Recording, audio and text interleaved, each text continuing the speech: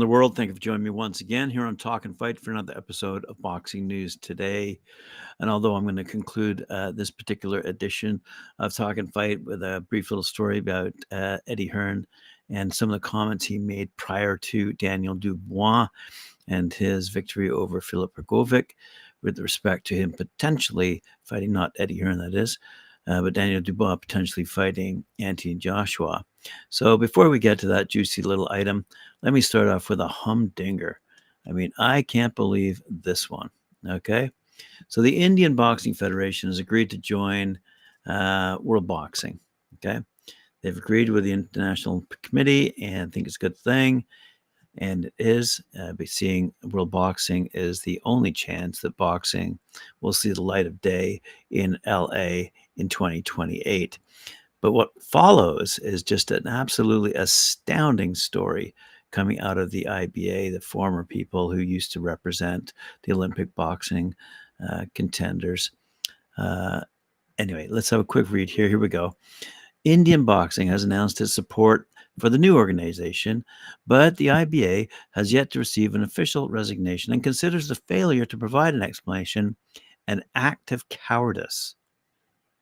The reason for this sudden and unexpected change could be the IOC's threat to ban boxers from LA 2028. Indian boxing has changed sides. The Boxing Federation of India, the BFI, announced last Friday its intention to align itself with the International Olympic Committee and join World Boxing. The move marks a departure from the IBA after several decades. The first to be surprised were the members of the IBA who learned of the maneuver announced in Thailand. They said, "We were very disappointed that there has been no communication with us so far. It's just a matter of common decency to let us know what they're doing. It goes against their responsibility. They've not discussed it with us, their boxers, or their international technical officials who support the IBA," said the IBA's General Secretary, Chris Roberts. The BFI's resignation has not been formally submitted. In fact, its president, AJ Singh, remains the vice president of the IBA. The recent threat by the IOC to ban boxers from national federations that remain within the structure of the IBA is the reason for this decision. According to Roberts, they are panicked and scared. But he maintains that the IOC will not carry out this threat. I don't believe it. They're not capable. They've never restricted the boxers. They have controlled their own destiny. And so it goes on. It's kind of funny because I constantly tell you this. It's all about money, all right? So let me just rock and roll with the last paragraph here. The IBA Secretary General claims that the Indian Federation's decision not only hurts itself, but its own boxers. Roberts points to an abdication of responsibility on the part of the BFI, which is failing to meet several requirements in this resignation and incorporation into World Boxing. He said, "They signed a contract with the IBA and still owe us host agreement payments for the 2023 Women's Championships in Delhi. It's $1.2 million or 1.1 million euros. They have only paid half of it in the last 2 months. Of course, their boxers are the ones who suffer from this non-payment. Their prize money depends on these fees." Read into that what you will. All right, let's move on to one of our favorite featherweight contenders out there. We've talked about him often, but haven't mentioned his name in quite a while. WBO number 4, WBC number 7, IBF number 12. Featherweight Bruce Shu Shu Carrington, 11-0, 7 knockouts, is on the brink of a world title opportunity. But first, he'll need to overcome tough Jose Vivas, 23-3, in a 10-rounder scheduled for ESPN this Saturday at the theater at Madison Square Garden. Carrington Vivas will serve as the co-feature to the junior middleweight showdown between Xander Zayas and former world champion Patrick Teixeira. In other news, we see, let's have a quick little see if there's anything on Xander. Yes, there is. Undefeated super welterweight Xander Zayas, 18-0, 12 knockouts, by the way, who signed with Top Rank at 16 as their youngest prospect ever, is now 21 and headlining for the first time in New York City on the eve of this weekend's famed Puerto Rican Day Parade. Zayas must pass his toughest test to date against former world champ Patrick Teixeira. He's 34-4, by the way, as I said, at Madison Square Garden. Very good stuff.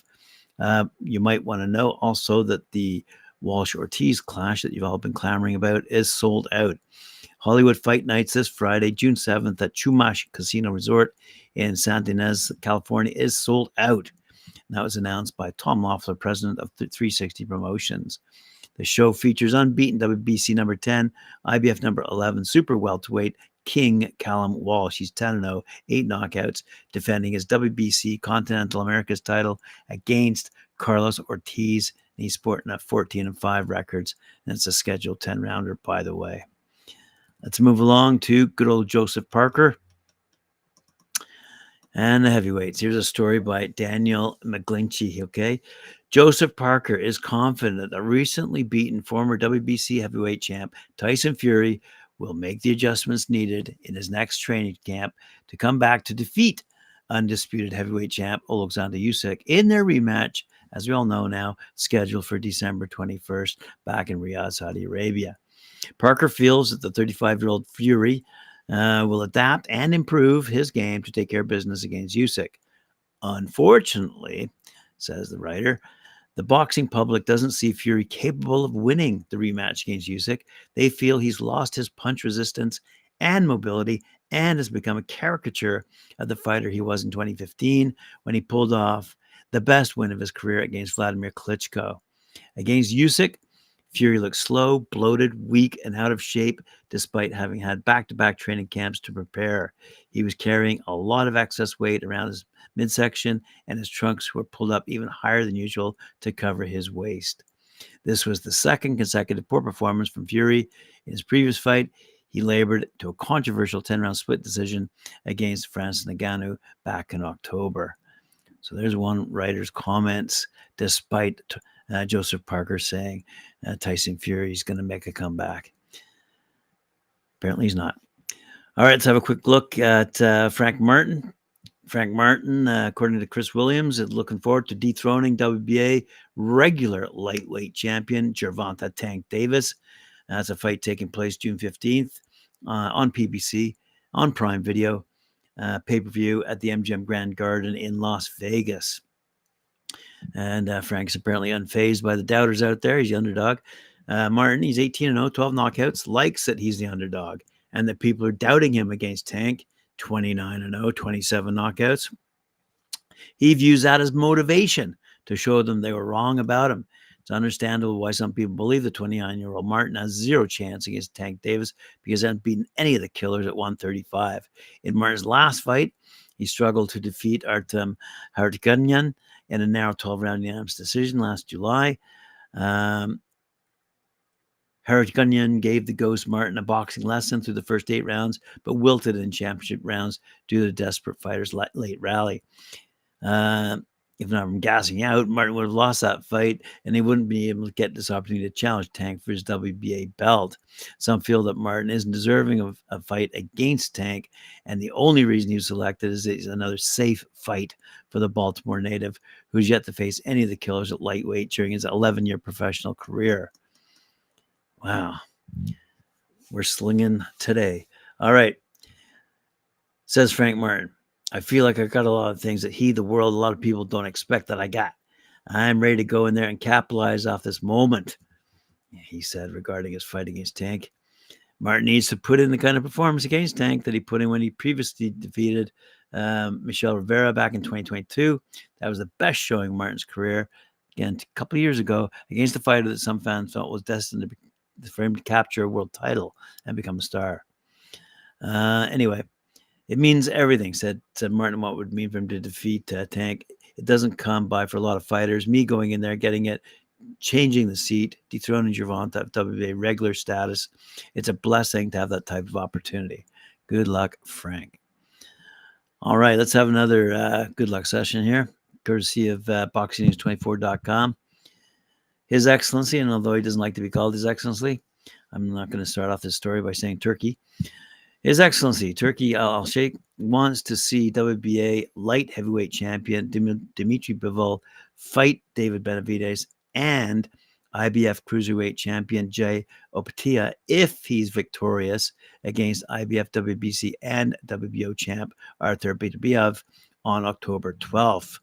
Bivol, sporting a 23-0 record, 12 knockouts, hasn't seemed that interested in fighting either Optea or Benavidez for some reason, and some fans question whether he'll agree to fight either one of those guys due to the risk involved.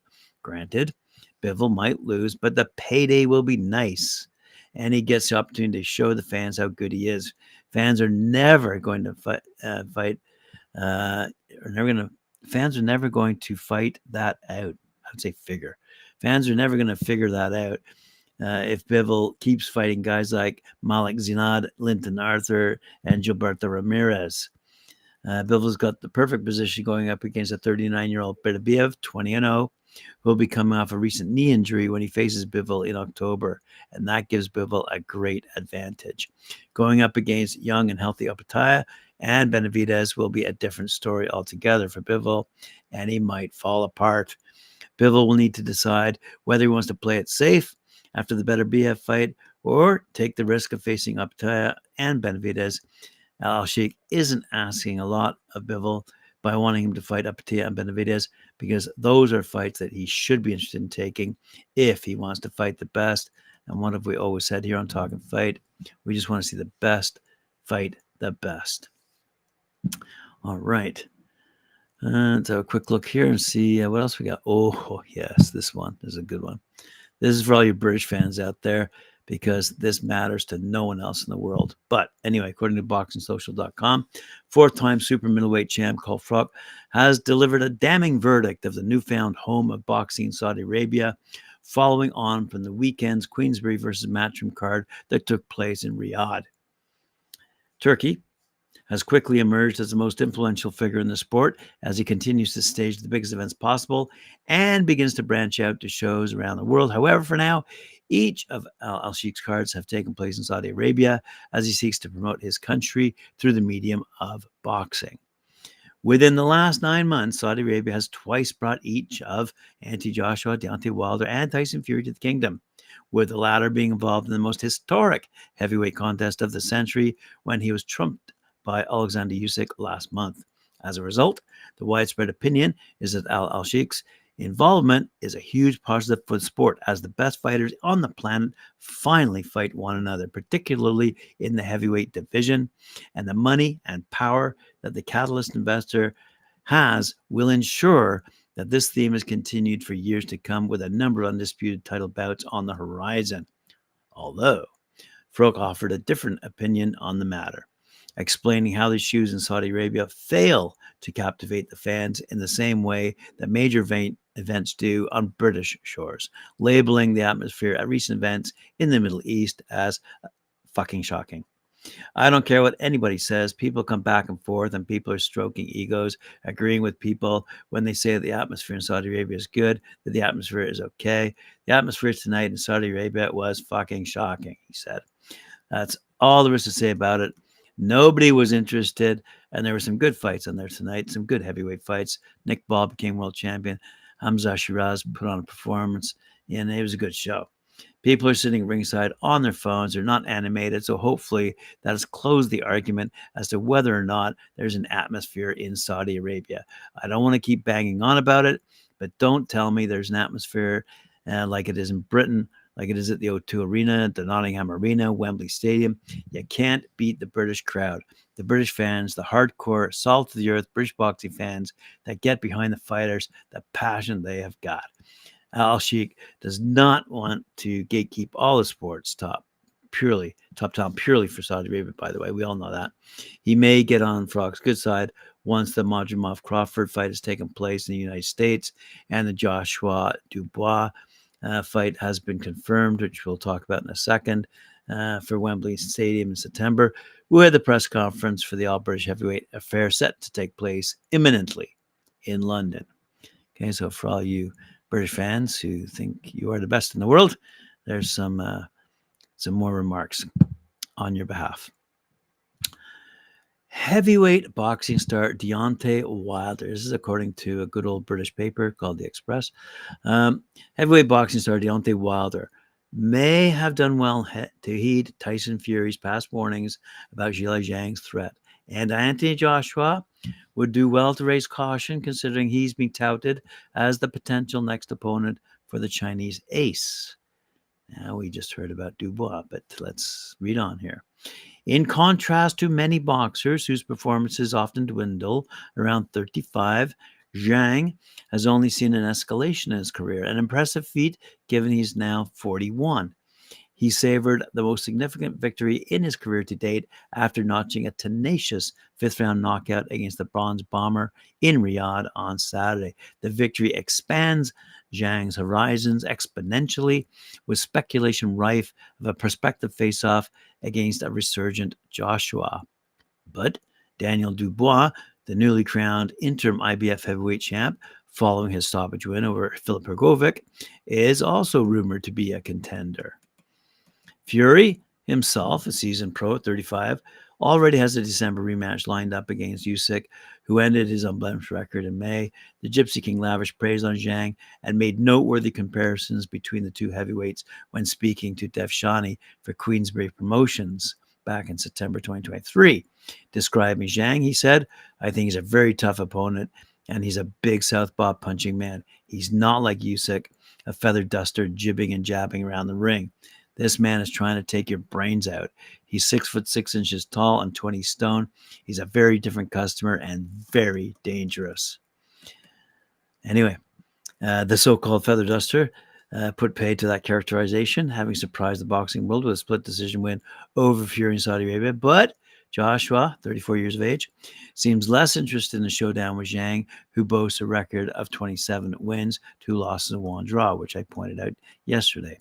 AJ has been built up for a long-awaited transatlantic showdown against Deontay Wilder, but that appears increasingly unlikely as Wilder, 38, has suffered 4 defeats in his last 5 bouts. By contrast, Joshua seems more receptive to the idea of taking on fellow Brit Daniel Dubois, following his surprise win over Hrgovic.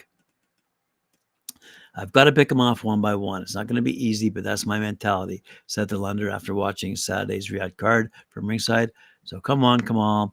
He, Dubois, has worked his way up the ladder. We'll see what happens in the near future."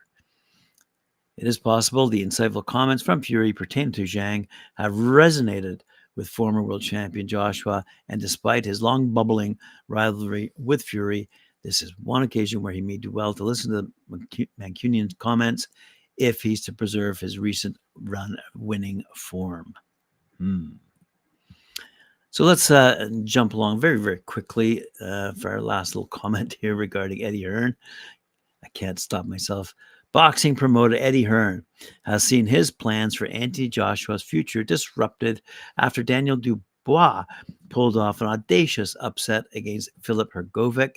Hearn's comments claimed just hours before the fight that Dubois is not an elite heavyweight, quote, end quote, were thrown back in his face after the Britain's stoppage of the Croat contender Hrgovic, while a potential bout between Joshua and Deontay Wilder also now looks impossible. The Bronze Bomber suffered his 4th defeat in 5 fights after a one-sided 5th-round knockout at the hands of Zhilei Zhang. The pair clashed at Queensberry, cleaned house in their 5v5 tournament against Matchroom. We talked about that yesterday. Don't need to go over it again. During his appearance on a recent podcast, the Matchroom boss said, and I quote, "I thought to myself, who are we going to make captain? Who's the biggest name on the team? Who's going to last? Who can we give us drama like no one else can? Who can spin this narrative even further than that? Not just as Wilder in the team, he's the captain of the team." Because I got to pump Wilder up, because you can become deflated in this game real quick. Well, even in life, all of a sudden, you don't think you're the man anymore. And I get into him. I pump him up. I make him that bad motherfucker once again. And I want him to go in there and knock Zhilei Zhang, spark out the double points, maybe even come up from behind and win the whole tournament. This is actually all what he said before the tournament. In actuality, almost the opposite ended in materializing in Riyadh as the Queensberry clan completed a 10-0 clean sweep over Hearn's Matchroom mob. Zhang, Dubois, Hamza Shiraz played key roles in that result as they each collected knockout victories to further boost their points tally on the night. Needless to say, that's not how Hearn expected things to pan out, particularly in regard to Dubois' dominant performance against Hrgovic. Hearn's pre-fight comments suggested that was one matchup in which he was particularly confident of his fighter's chances, dismissing Dubois as a top-tier talent in his assessment. That's great, isn't it? People have talked about Hrgovic for a long time as an elite heavyweight, he said, but the biggest win in his career is Zhang in a fight that could have gone either way. His mother passed away a couple of weeks before. I don't think he was 100%, but looks at Dubois. He just beat Gerald Miller. Decent. He fought Usyk and had him over in a marginal low blow. It could have gone the other way. And he beats Alexander Usyk. He boxed Joe Joyce. He's been around now, Dubois. But I do think Hrgovic is an elite heavyweight, and I don't think Dubois is. Put that down as another piece of Hearn's analysis that proved wide of the mark, as Dubois left Hrgovic a bloody mess to claim the interim IBF title. The referee waved off the bout with Hrgovic on his stool heading into the 8th round, marking the biggest win of Dynamite's career to date and likely changing Hearn's perception of his talents in the process. I'm sure it did. All right, sports fans, thanks for joining me here on Talk and Fight. Appreciate it very much. Remember, like, share, subscribe, hit that notification bell for me, and don't hesitate to hit that beer me button too. I don't mind the money. Let's have a quick look, see if there's anything else going on the horizon. Doesn't seem to be. All righty, we'll catch you again on talkandfight.com. Thanks very much for joining me.